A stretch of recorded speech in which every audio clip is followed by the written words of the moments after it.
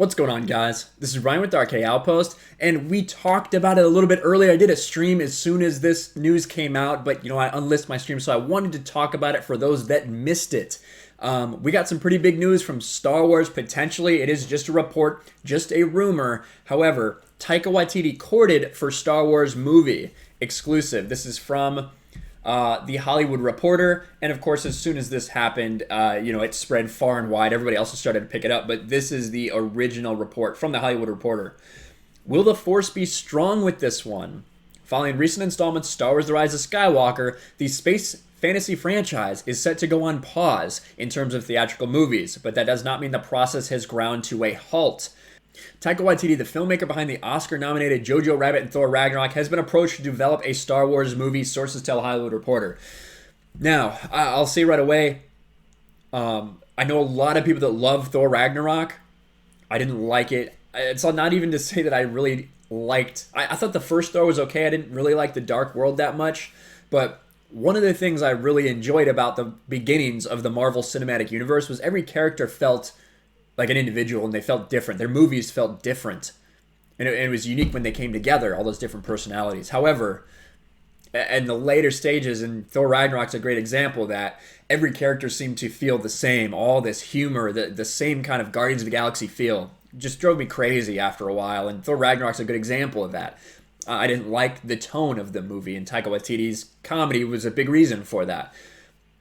Episode 8 of The Mandalorian, the first couple minutes I thought was going to be like that too, and I was getting ready to rage and throw the computer. But then it got different, and although episode 8 was kind of, some things were kind of dumb plot-wise, it was decent. It was a decent episode. A decent conclusion to what 7 started in a way. So it was fine, but Taika Waititi, one of the things that concerns me about him is what he has said before on Twitter to fans, reminding us of another director of Star Wars. However, let's read the rest of this article first. It is unclear where things stand in those talks. It's also unclear whether the project's separate from the one being developed by Kevin Feige, with whom he worked closely with on Ragnarok, on a separate Star Wars project, and Disney and Lucasfilm declined to answer. Again, that would make a lot of sense. There's a lot of rumors flying around right now of what's going on next at Star Wars. Are they going to do High Republic? We've heard so many rumors about that in Project Luminous. More details should come out with that soon. I also reported on that rumor that we had heard about the KOTOR movie and series as a separate thing, possibly, than that High Republic rumored series. And then this, on top of Rian Johnson's mystery trilogy that he can't comment on and Lucasfilm doesn't comment on. So I think we all know that's probably not going to happen. But could he work with Kevin Feige? It makes sense to me. They've worked together in the past. So the move comes as two Star Wars streams arc in different directions. Waititi's coming off great acclaim from the fan community for directing the final episode of The Mandalorian, and he voiced IG-88. Additionally, Jojo Rabbit's up for 6 Oscars, including Best Picture.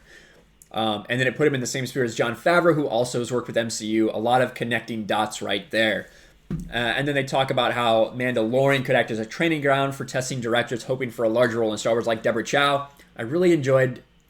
I thought Deborah Chow had the strongest parts of Mandalorian, Episode 3 and Episode 7, in my opinion. Episode 6 was good too, but as far as stories that actually connected to the plot, I really enjoyed those. Meanwhile, theatrical Star Wars experience drawing to a close, with Rise of Skywalker recently crossing the 1 billion mark. I think you may have seen that video that I did on it. I had a little fun with that. Marks the lowest performing entry in the main Star Wars saga series since Disney relaunched the franchise. With the last several theatrical outings, spin-offs included seemingly dividing audiences. Disney and Lucasfilm were shifting priorities to Disney+. And they talk about some of the stuff that's gone on with D.B. Weiss, with Rian Johnson, everything like that. But as for Taika Waititi, one of the reasons that a lot of people had issues with him because something he did, about 6 months ago, in the lead up to Thor 4, Love and Thunder, when it was announced, and everybody talking about him being back, he kind of went on a little Twitter spurt. And Taika Waititi is a comedian, so maybe this is a little tongue in cheek. That's always possible, but you can't forget this story from Bounding into Comics. Marvel Thor Love and Thunder's director Taika Waititi trolls Thor fans, and then that quote. And we'll see it. This response is due to your Marvel work that this mess is possible. You're writing ruin Thor, his mythos, and his character. So, no, I do not want to see this film if we're truly getting a Jane Foster Thor. Of course, Natalie Portman will be playing female Thor. So, and we've already heard what they're going to do with Valkyrie. Maybe kind of the identity politics shift at Marvel, starting with Thor Love and Thunder. But that's all to be seen. And Taika Waititi responds, I'll ruin your mythos in a minute, baby. One of the things that a lot of us are worried about with Star Wars, I had a lot of people in my stream saying, there's no more mythos to ruin. It's unfortunate that a lot of people, I still think there's a lot to ruin, for me personally. Because there's so much Star Wars that I still love. If they were to take and ruin even more parts of the EU, I would hate that. Taika Waititi ruined Thor Ragnarok for me. Too much comedy. I agree, Kevin. Let's hope he doesn't do the same with Thor Love and Thunder. And he says, sorry in advance, sucker. Okay, I still think that ruin your mythos in a minute is the big one. And then I'm so depressed about this. There isn't a single announcement regarding this movie that I've liked. They're there. You'll get over it when you realize you don't know what you want until I give it to you. That one's a little more tongue-in-cheek for me. That first one, that I'll ruin your mythos, is really, I think, the big issue. You have completely normal makes sense that when Thor is a man, he is Thor, and when Thor is a woman, she is female Thor. Taika says, correction, she is called Mighty Thor. I don't know how many of us believe that. I think a lot of us are still calling her female Thor. But, that's a little bit of background on Taika Waititi, if you didn't know. And I haven't watched Jojo Rabbit, so I can't comment on it. I know it's up for a lot of Academy Awards. So is Joker, and we sang the praises of Joker. I also said in that video that I don't care a lot about Academy Awards in general. Joker could win nothing, and it wouldn't really mean a lot because most Academy Award things I don't care about, to be quite honest. It's just not very important to me. Seeing the ones that have won in the past, seeing the politics that are at play there, it's not a huge deal. Jojo Rabbit, I've heard from a lot of people, is good. So maybe I'll see it. Time will tell. I don't have a lot of time to watch movies like that right now, but maybe I will. I've heard good things.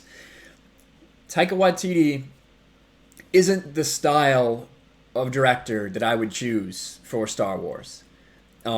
We don't know what he might be working on. We don't know who he might be working with. That'll depend a lot too. Does he have full creative freedoms? Can he do whatever he wants, or will he be working, directly under, a writer?